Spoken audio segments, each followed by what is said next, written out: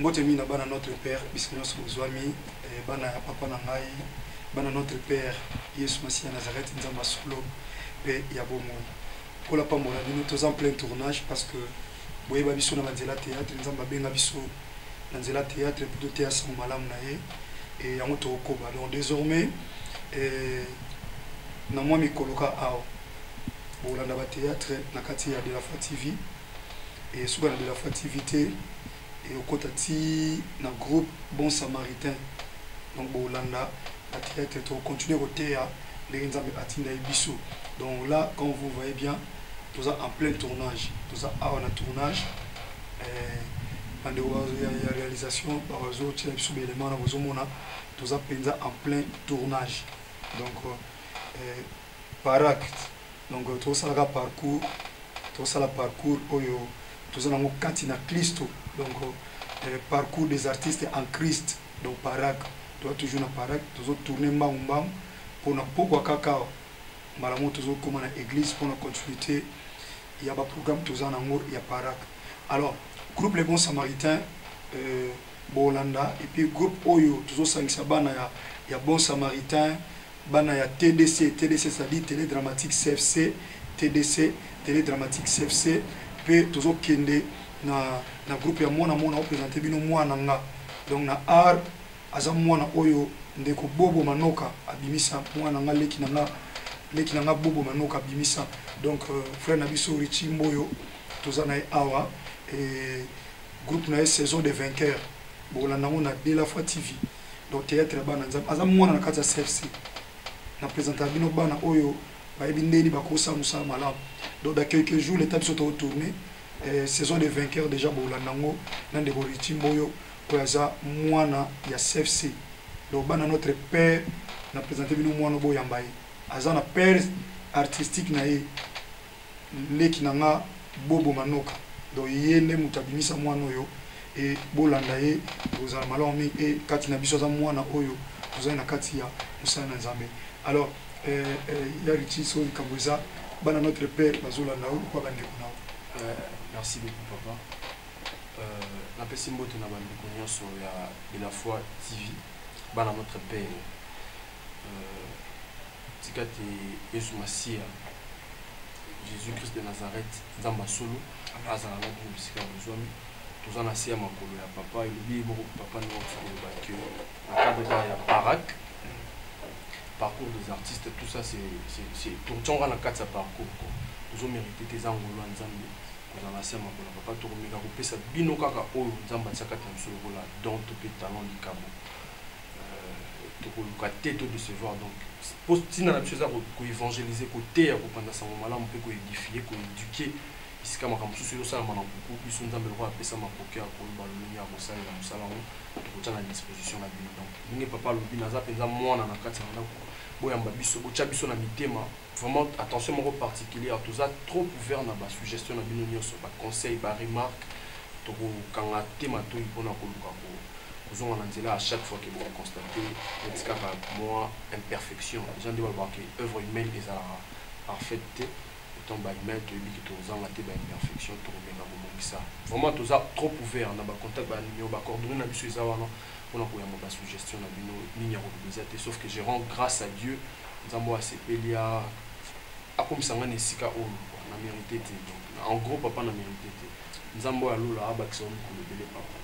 abakisa penza mi ko lebele pe ngolo eza kati na bino continuer kozala je le dis avec tout mon cœur dans le sambolo ya temps nyonso. Merci. D'accord. Bana notre père boyebanga tata na bino mwa mingi boyebanga frère na bino mwana nzambe pasteur de la foi na nzela ba théâtre to tika parcours te parce que parak awa donc parcours des artistes en Christ donc yangwana ils ont tinda biso tout le temps to ko continuer parcours alors désormais n'hésitez même pas n'hésitez pas. Donc, je crois dans 2 jours, pour la film, il y a les bosso, il y a saison des vainqueurs. On a déclaré, tu as saison, il y a des vainqueurs. Parce que Mouta Kondima, Azam Mouta, un espoir qui a longa. So, on a sepelé un petit mouanza, dès qu'on a na matéa, c'était na parak. Vous savez, tant il y a 5 boîtes à pierre, dès qu'on a ba voisin, ba kombeta libaku. alobi mais comment bako senga Pierre mais wana telema ekakande kwa zeli azeli Pierre pena koti na boîte na Christ ye boîte ne logote mais tant Pierre azwa qui bien aimé tant la Bible bien dans Luc chapitre 5 on comprend que tant azui ebele akoki ko benda ta benga ndeko nayi et Bible obi ba barki nyoso mbale tondaki eza na élévation muninga mususu ekomi mapia mususu biso to nyoko mapo bandeko mususu ba nyoko marati biso to lela na ar po bandeko mususu ba sima na biso ba lelati bana notre père ne bino mutema bolingo ba filme oyo eko édifier bino la grâce ya Yesu Masia Nazareth. Alors ne bi ke bino ko isita na bino te pour toi famille la famille chrétienne vie chrétienne est toute une famille c'est toute une vie également. Alors ba commentaire na bino ngana otanga ngo na otanga ngo ndeni boye minde kona bino mboyo so iritier compliqué yo teta mboyo oteka r mboyo donc r mboyo et puis tu donc ba rm parce que na mona pe maman Rachel Tobias a rm mais na kata de la fois TV donc pe na rm donc richi mboyo donc rm okomino ka bongo frère rm onza machona mutema to sepeli ko yamba yo salam sanu malam nzama pambola yo pambola et celui qui arrose sera lui-même arrosé na bimi c'est bino mwana donc sur le plan artistique aza mwana bobo manoka que je salue aussi mon petit frère que j'aime tellement beaucoup je crois bon moni jeune abiso na ye et aussi ma tellement mingi ba ocha biso mingi na ye na ba Bellevue TV donc mwana na ye donc aza fierté ya bobo manoka et c'est ngozana bana ba obi mabo et na ndenga mama nzambe aza mwana onzamba tshena makona biso toujours tamusa panda tangu mwa mulai awa etana le kole kuki asala pe parcours ne kata Christ. Alors non c'est le Richi au pesa numéro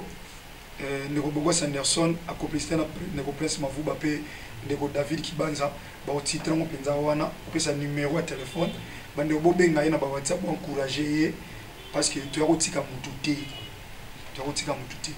azondi maka qui avec Christ ndenge tata na ibobo manoka a avancer et pas pour avancer plus loin que son père pour c'est mon abiso so bana na so ba keli boso koleka biso que Jésus de Nazareth Seigneur Sauveur a pas moi nous numéro de numéro là à contact déjà plus 243 81 86 26 86 9. Je réponds pour une meilleure audition. Plus 243 81 86 26 86 9. On a ce beaucoup de choses. Dans un numéro moro papa na yambara téléphone ngamo WhatsApp na biso ki na yambara. Pour ma Bible écoute te. Pour anazora na moi na Samuel. Bon yo. Ce que kobota te obima na ndako.